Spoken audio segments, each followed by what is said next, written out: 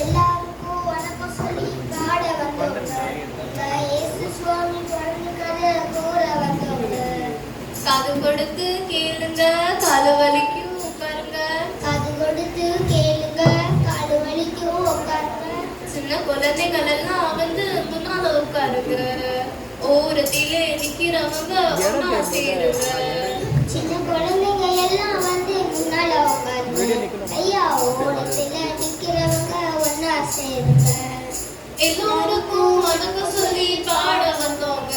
எங்க இயேசு சுவாமி பிறந்த கதை கூற வந்தவங்க.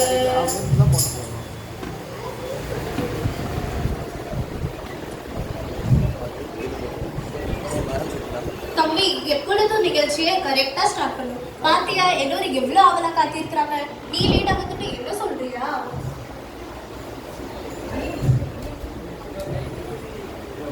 நான் லேட்டா வந்தாலும் லேட்டஸ்டா வருவேன்டா. லேட்டஸ்டான விஷயம் சொல்லல. சுமார் 2000 வருஷத்துக்கு முன்னாடி சரித்திரிய நாயனாக பிறந்த நம்ம இயேசு சுவாமி பற்றி தான் சொல்ல போறேன். சரிக்கா, சொல்லுங்க. அதாவது அந்த காலத்திலே ரோம பரிசை அப்போஸ்தல சிஷ்யரும் யூதேய நாட்டின் ஏரோது மன்னனும் ஆட்சி செய்த காலத்திலே கலிலேயாவுல நாசரேத்தில் வாழ்ந்த மரியா என்ற கன்னிக்கு வானதூதன் தோன்றினார். மரியா வானதூதன் கண்டாயிருந்தார். அப்பொழுது வானதூதன் மரியாதை பார்த்து, என்ன சொன்ன? தம்பி, அததானே சொல்ல போற, அதுக்குள்ள கோரஸ் பாடணுமா? அக்கா, நீங்க சொல்லவே வேண்டாம்க்கா, பாட்டாயே பாடுங்க, அப்பதான் நாங்க கோரஸ் பாடுவோம். ஓ, அப்படியா? சரி, பாடு. அம்மா நீ என்ற வேண்டாம், ஆண்டவர் உன்னுடனே. அம்மா நீ அஞ்ச வேண்டாம், ஆண்டவர் உன்னுடனே. உன்னத கடவுள் மகனே, பெற்றெடுத்த பாக்கியம் செய்தாயம்மா. தேவ மைந்தன் உனக்கு பிள்ளையாய் பிறப்பாரம்மா. தேவ மைந்தன் உனக்கு பிள்ளையாய் பிறப்பாரம்மா. அம்மா நீ என்ற வேணும், ஆண்டவர் உன்னுடனே. அம்மா நீ அஞ்ச வேண்டாம், ஆண்டவர் உன்னுடனே. உன்னத கடவுள் மகனே, பெற்றெடுத்த பாக்கியம் செய்தாயம்மா. தேவ மைந்தன் உனக்கு பிள்ளையாய் பிறப்பாரம்மா என்று மங்கள வார்த்தை சொன்னான். ஆனா மரியாளோ, வானதூதனே, இது எப்படி நடக்கும், நான் கன்னியா இருக்கிறேனே என்று கேட்டார். அதற்கு கேப்ரியல் வானதூதன் என்ன சொன்னான்? என்ன சொன்னா? தூய ஆவியே உன்னில் தங்குமே, அவர் வல்லமை இணையில்லை. தூய ஆவியே உன்னில் தங்குவேன், அவர் வல்லமை இல்லை இல்லையே. தேவதூதன் சொன்னதை கேட்ட மரியாள், இது ஆண்டவர் மகிமை, நீர் சொன்ன வார்த்தைப்படி நடக்கட்டும் என்று இருக்கிறேன் கீழ்ப்படிந்தார். நேரா மரியாளுக்கு ஒப்பற்றமான யோசேப்பு காணவருக்குள்ள போனார். அப்பொழுது யோசேப்பு, மரியாள் கர்ப்பமாய் இருக்கிறது தூய ஆவினால் தான், ஆமா, அதனால் அவளை ஏற்றுக்கொள்ள தயங்கி விடாது. நேரா பரலோகம் போயிட்டான். யோசேப்பு மரியாளை மனமாறனாய் ஏற்றுக்கொண்டார். அப்பாடா, பிரச்சனை முடிஞ்சு. தம்பி, இப்போதான் பிரச்சனையே ஆரம்பிக்குது. அப்படியா? என்னக்கா பிரச்சனை?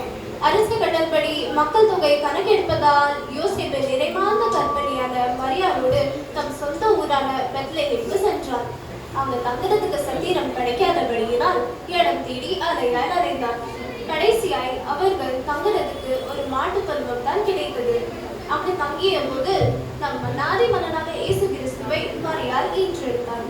அப்பொழுது திரளான சம்மாரசை தோன்றி,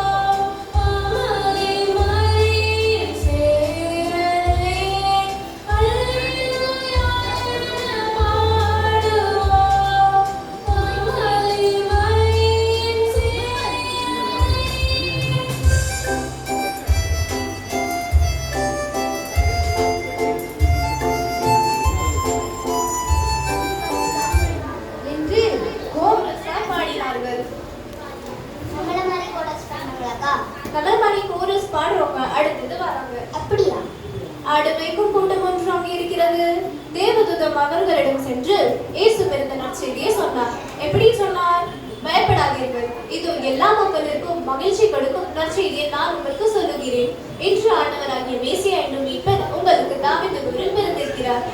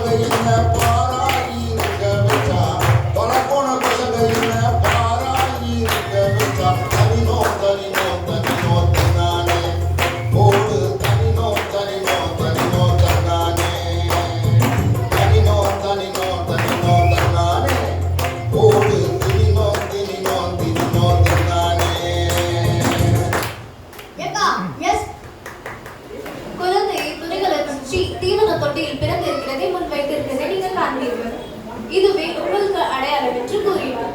உடனே மேய்ப்பர்கள் சந்தோஷத்தில் பாடலாம் ஒரு பாட்டு. ஆட்டமும் தான் சும்மா பட்டைய கிளப்பிட்டாங்கல்ல.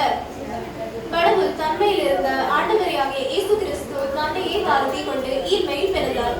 இந்த தாழ்ச்சியை தான் அவர் மனுஷனுக்கு சொன்ன முதல் கட்டளை.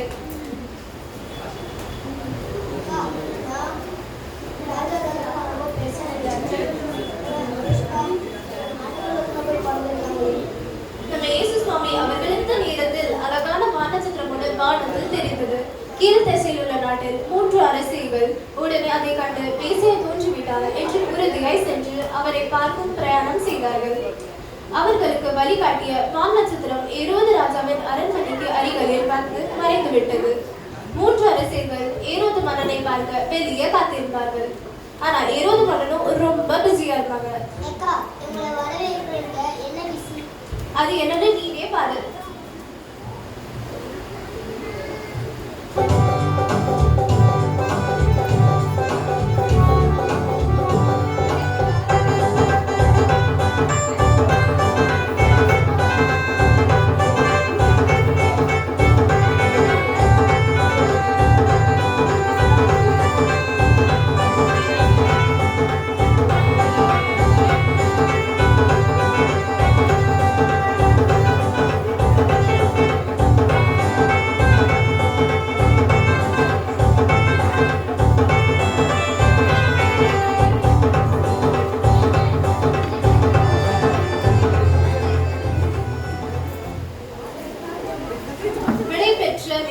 வெளியே வந்தவுடன் மீண்டும் வான் நட்சத்திரம் தோன்றி இயேசு பிறந்த மாட்டு தொழுவம் வரை காத்திருந்தது. 3 ஞானிகள் வந்திருப்பதாகவும் அவர்கள் வேறொரு மன்னன் பிறந்திருப்பதாகவும் கூறினார்கள் என்றார். உடனே ஏரோது அச்சமுற்று அவர்களை வரச் சொல்லி நான் பார்த்துக் கொள்கிறேன் என்று கூறினார். 3 ஞானிகளும் வந்தார்கள். அவர்கள் மெசியா என்னும் மாபெரும் மன்னர் பிறந்திருப்பதாகவும் அதற்கான விண்மீன் வானில் தோன்றியதாகவும் ஏரோதுவின் அரண்மனைக்கு அருகே அது மாயமாய் மறைந்துவிட்டதாகவும் கூறினார்கள். ஏரோது மறைநூல் அறிஞர்களை கூப்பிட்டு மெசியா எங்கே பிறப்பார் என்று விசாரித்தார். அவர்கள் யூதேயாவில் உள்ள பெத்லகேமில் தான் பிறப்பார் என்று கூறினார்கள்.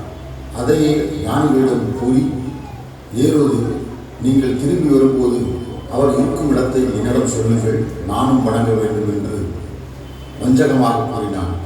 உடனே ஞானிகள் 3 புறப்பட்டு வெளியே வந்தவுடன் வால் நட்சத்திரம் மீண்டும் தோன்றி இயேசு இருக்கும் இடத்திற்கு அவர்களை கூட்டிச் சென்றார்.